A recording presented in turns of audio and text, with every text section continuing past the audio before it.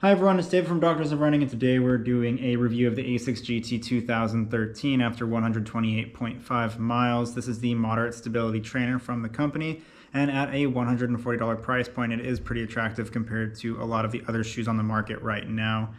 I want to go over some of the changes that I've experienced over the last roughly 130 miles here, and kind of what this shoe is for and how it feels and all of that. So, when we first started running in this shoe did have a little bit, it has a rounded heel there, slight posterior lateral bevel, very gradual toe spring. So you have a rocker platform, but it's very, very mild. And this is one of those shoes that's going to feel more on the natural side, especially for a shoe that's in the stability category and a daily trainer for a lot of today's standards. So another thing that was also noted early on is that there are some flex grooves through here, and there was a little bit of flexibility through the forefoot when loaded.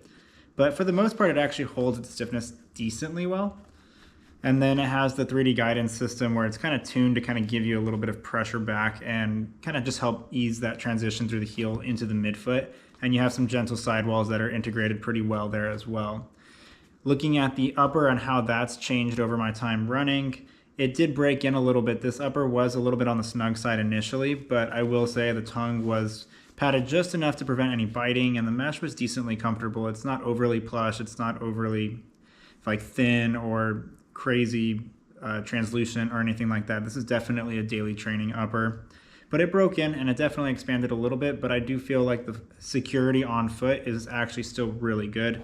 There is a heel counter present in the shoe, and it's decently stiff, but it's padded relatively well, and it's curved kind of around the heel, and it holds you pretty well without putting any excessive pressure in any regions, which is something that I did like. The heel collar has a decent amount of plushness, but again, that's compared to the rest of the shoe, so it's still kind of more of a moderate amount of plush there. But for the most part, it hasn't really broken down in the upper, so I've actually been really happy with that, and it's holding up well outside of just normal break-in. When we look at the ride, I did notice the Blast Plus midsole started to flatten out a little bit right around 110 miles, but it's still holding well. I have done 2 runs right around the 20-mile range on this, and it has been performing really well. One thing that is very surprising is at this point there is still almost virtually no wear on the outsole. This is a high abrasion rubber, and I have a tiny bit on the posterior lateral heel, but when I look at the forefoot, I mean, even just like the general tread pattern, I've barely worn into that thing. So this outsole is going to last a very, very long time. I do feel like the cushion, even though it flattened out a little bit, it's still doing its job very well, and I expect to get a lot more miles out of this. It's just some of the bounce I got out of the forefoot initially, I just don't get quite as much anymore. I do think that translates into the forefoot a little bit more now with the flex grooves. And so that flexibility we were talking about before, I do notice that just a little bit more now as the shoe is broken in, but not in a bad way. The shoe isn't overly flexible like where I go and I push it. It's more so under load when it interacts with those grooves. The guidance system I feel like is holding pretty well. It's mostly just a sidewall and just kind of a gentle firming up of the foam as it transitions this way. And so it's still going to be that moderate stack height, moderate stability daily trainer for all of your normal uses.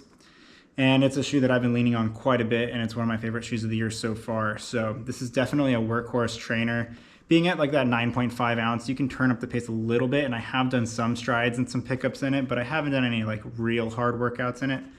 But this is definitely the shoe that I have been leaning on as kind of my quote unquote old reliable for 2024. And as I've been leading up into a race build currently, I've kind of taken a break on some of the other shoes I've been reviewing and just kind of focusing on the shoe that feels good for me. That has been the ASICS GT-2013. And yeah, moderate stack height, you can still feel the ground pretty well. Very gentle rocker, but for the most part, it's kind of more of a natural toe off type of feel. So that's the ASICS GT-2013 after 128.5 miles.